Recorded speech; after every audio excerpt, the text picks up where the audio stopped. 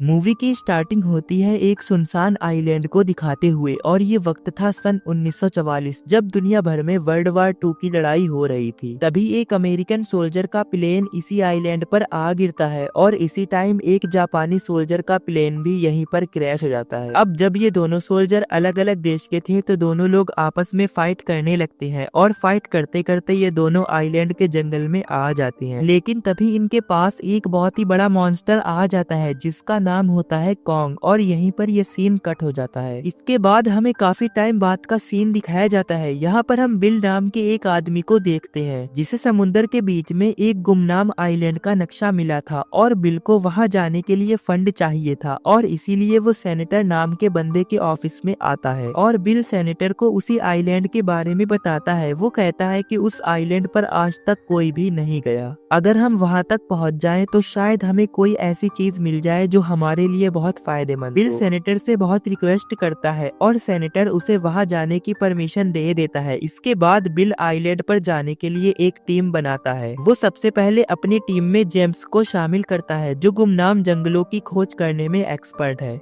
इसके बाद वो कुछ आर्मी के सोल्जर और वहाँ के फोटो लेने के लिए एक लड़की जिसका नाम मेसन वीवर है उसे अपनी टीम में रखता है। पूरी टीम बन जाने के बाद बिल एक मीटिंग रखता है जिसमें वो पूरी टीम को मिशन की जानकारी देता है। वो कहता है कि सबसे पहले हम वहाँ पर बॉम्ब गिराएंगे जिससे हमें वहाँ की डेंसिटी का पता चलेगा। अगर हम लोग आइलैंड पर अलग अलग हो गए तो हमें 3 दिन के अंदर ही आइलैंड की नॉर्थ की तरफ आ जाना है क्योंकि वहीं पर वापस आने के लिए हमारा शिप होगा और अगर किसी ने वो शिप मिस की तो वो वापस नहीं आ पाएगा। इसके बाद ये सारे लोग आइलैंड के लिए रवाना हो जाते हैं पर रास्ते में इन लोगों को पता चलता है कि जिस रास्ते से हमें जाना है वहाँ पर एक बहुत ही बड़ा तूफान आया हुआ है। ये जानने के बाद बिल डिसाइड करता है कि अब हम लोग आगे का सफर हेलीकॉप्टर के जरिए करेंगे। इसके बाद बिल हेलीकॉप्टर से अपनी पूरी टीम लेकर आइलैंड की तरफ जाने लगता है और सारे के सारे हेलीकॉप्टर तूफान को पार करके आइलैंड पर आ जाते हैं। आइलैंड पर आते ही आर्मी का लीडर जिसका नाम पैकेट होता है वो आइलैंड पर बॉम्ब गिराने का ऑर्डर देता है। ये सुनकर सारे सोल्जर आइलैंड पर बॉम्ब ब्लास्ट करने लगते हैं जिससे इन्हें जमीन की डेंसिटी का पता चलता है। पर तभी एक ट्री बहुत ही तेजी से एक हेलीकॉप्टर पर आकर टकराता है जिससे हेलीकॉप्टर क्रैश हो जाता है। इससे पहले कि ये लोग कुछ समझ पाते इनके सामने कॉन्ग आ जाता है। दरअसल ये वही आइलैंड है जिसे हमने मूवी की स्टार्टिंग में देखा था। कॉन्ग बहुत गुस्से में था। वो एक एक करके सारे हेलीकॉप्टर इधर उधर फेंकने लगता है। कॉन्ग इतना ज्यादा बड़ा था कि उसके सामने हेलीकॉप्टर किसी खिलौने के इतने लग रहे थे। सारे के सारे सोल्जर कॉन्ग पर फायरिंग करने लगते हैं लेकिन गोलियों का उस पर कोई भी असर नहीं होता। यहाँ पर इनके टीम के बहुत सारे साथी मारे जाते हैं।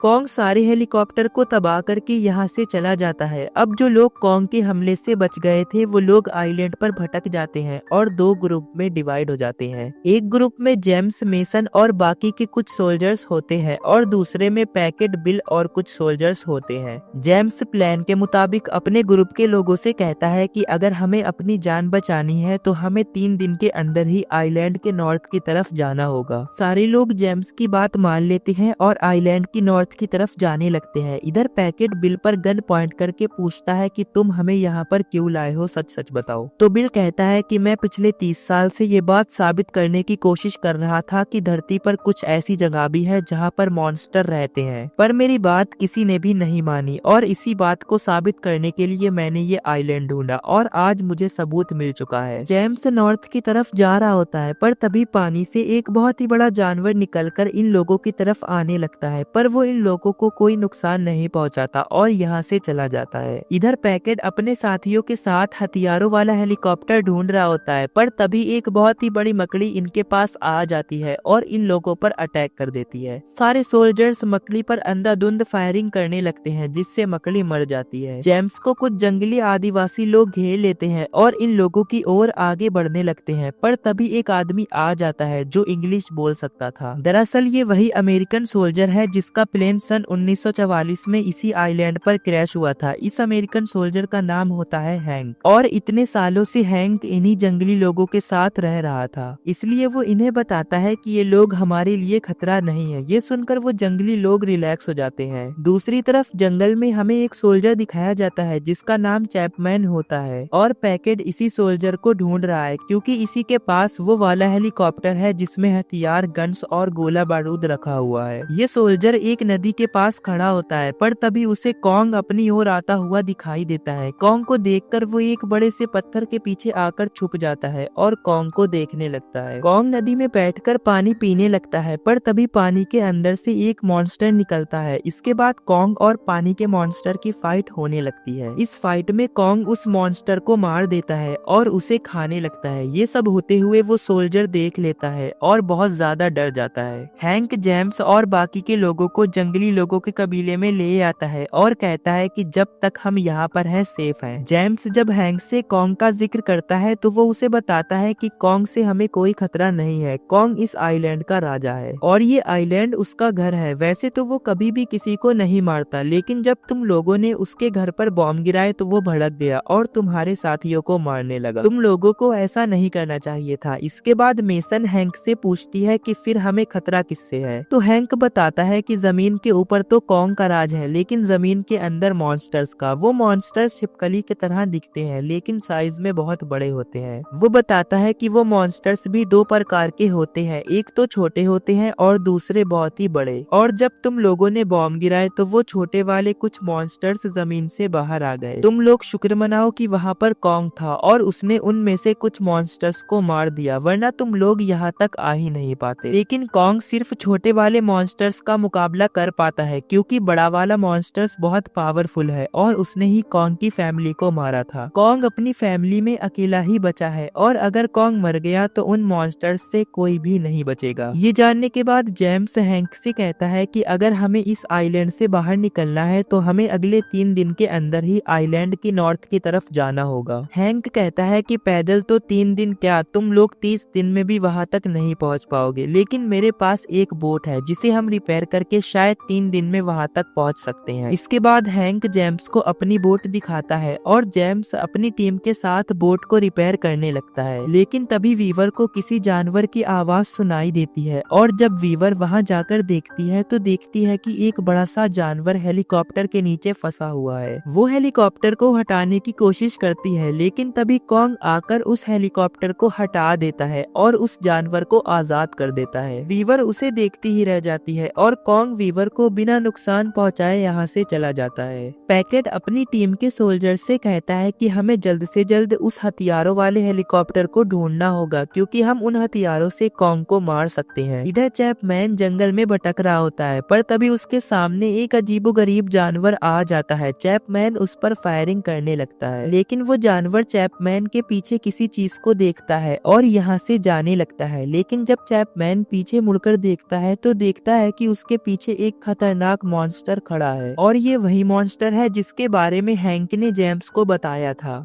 इसके बाद मॉन्स्टर चैपमैन को मार देता है। बिल पैकेट से कहता है कि हथियार ढूंढना बेवकूफी है, तो पैकेट कहता है कि उस बंदर ने मेरे बहुत सारे सोल्जर्स को मार दिया, लेकिन अब चाहे कुछ भी हो जाए मैं उसे मारकर अपने साथियों की मौत का बदला लूंगा। इधर जेम्स हैंक की बोट को रिपेयर कर देता है और सारे लोग बहुत खुश हो जाते हैं। इसके बाद हैंक उन जंगली लोगों को अलविदा कहता है और जेम्स के साथ बोट पर बैठकर नॉर्थ की तरफ जाने लगता है। रास्ते में टेलीफोन के नेटवर्क आ जाते हैं और जेम्स और पैकेट के ग्रुप की आपस में बातें होने लगती हैं। जेम्स पैकेट से फ्लेयर फायर करने को कहता है और जब पैकेट फ्लेयर फायर करता है तो जेम्स पैकेट की तरफ जाने लगता है, लेकिन तभी अचानक से एक बहुत ही बड़ा पक्षी आकर जेम्स के एक साथी को उड़ा ले जाता है और सारे लोग ये देखते ही रह जाते हैं। इसके बाद जेम्स और पैकेट एक दूसरे से मिल जाते हैं और सारे लोग एक दूसरे को देखकर बहुत खुश हो जाते हैं। जेम्स पैकेट से कहता है कि हमारे पास एक बोट है और उससे हम नॉर्थ की तरफ जा रहे हैं, लेकिन पैकेट कहता है कि हम अभी नहीं जाएंगे क्योंकि मेरा एक साथी चैपमैन लापता है और हम उसे ढूंढेंगे। उसका हेलीकॉप्टर वेस्ट में क्रैश हुआ था। ये सुनकर हैंक कहता है कि नहीं, हम वेस्ट में नहीं जा सकते क्योंकि वो छिपकली वाले मॉन्स्टर्स वेस्ट में ही रहते हैं। लेकिन पैकेट उसकी बात नहीं मानता और जब पैकेट इस टीम का लीडर था तो मजबूरन सारे लोगों को उसकी बात माननी पड़ती है और सारे लोग पैकेट के साथ वेस्ट की तरफ जाने लगते हैं। दरअसल पैकेट चैपमैन को नहीं बल्कि हथियारों वाले हेलीकॉप्टर को ढूंढ रहा था और उसने चैपमैन को ढूंढने का बहाना इसलिए बनाया था क्योंकि हथियारों को ढूंढने में शायद उसका कोई भी साथ नहीं देता। आगे जाते जाते ये लोग एक ऐसी जगह पहुंच जाते हैं जहां बहुत ही बड़े कंकाल होते हैं। हैंक बताता है कि ये कंकाल कॉन्ग के माँ बाप के हैं जिन्हें उन मॉन्स्टर्स ने मारा था।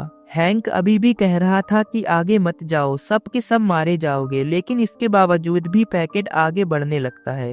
तभी एक सोल्जर जलती हुई सिगरेट जमीन पर फेंक देता है, जिससे एक बहुत ही बड़ा धमाका होता है। बिल उसे बताता है कि यहाँ पर चारों तरफ पेट्रोल है, लेकिन इन लोगों को नहीं पता था कि इस धमाके से एक मॉन्स्टर बाहर आ गया है। तभी इन लोगों को मॉन्स्टर की आवाज सुनाई देती है। ये आवाज सुनकर सारे लोग रुक जाते हैं। तभी वो मॉन्स्टर इनके पास आकर एक स्कल उगलता है, जिस पर चैपमैन का लॉकेट था। जेम्स लॉकेट देखकर समझ जाता है कि चैपमैन मर चुका है। तभी वो मॉन्स्टर चला जाता है और ये लोग आगे बढ़ने लगते हैं, लेकिन तभी वो वापस आ जाता है और बिल को खा लेता है। सारे सोल्जर उस पर फायरिंग करने लगते हैं। यहाँ पर इनके काफी साथी मारे जाते हैं। लास्ट में सोल्जर्स ब्लास्ट करके मॉन्स्टर को मार देते हैं। जेम्स पैकेट से कहता है कि अब हम आगे नहीं जाएंगे, क्योंकि जिसे हम ढूंढ रहे हैं वो मर चुका है। तो पैकेट कहता है कि मैं फिर भी आगे जाऊंगा, चैपमैन के हेलीकॉप्टर से हथियार लेने, और उन हथियारों से कॉन्ग को मार दूंगा। जेम्स उसे ऐसा करने से मना करता है, लेकिन पैकेट नहीं मानता।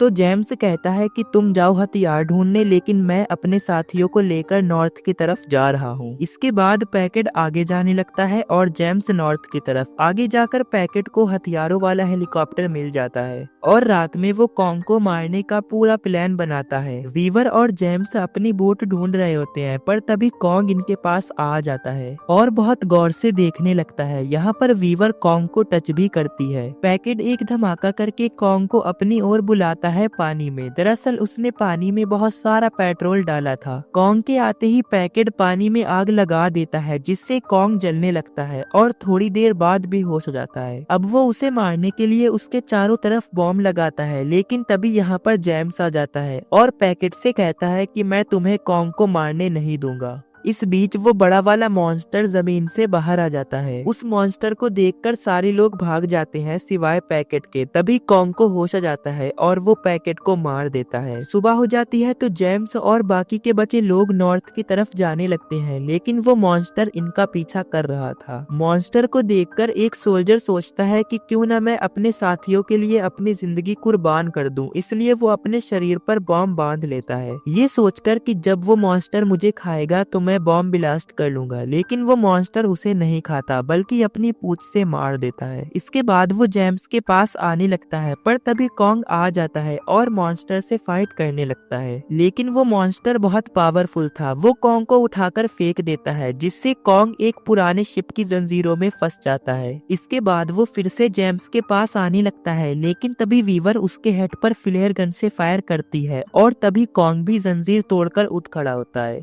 और अब की बार कॉन्ग बहुत गुस्से में था, इसलिए वो मॉन्स्टर पर टूट पड़ता है और उसे बहुत मारता है। इस फाइट के दौरान वीवर चट्टान पर से नीचे पानी में गिर जाती है और कॉन्ग उसे पानी में गिरते हुए देख लेता है। इसके बाद वो मॉन्स्टर को जान से मार देता है और वीवर को पानी से बाहर निकाल लेता है और जमीन पर रख देता है। वीवर अभी भी जिंदा होती है। इसके बाद ये लोग अपने देश में आ जाते हैं। यहाँ पर हैंक अपनी बीवी और बेटे से मिलता है और इसी के साथ ये मूवी यहीं एंड हो जाती है।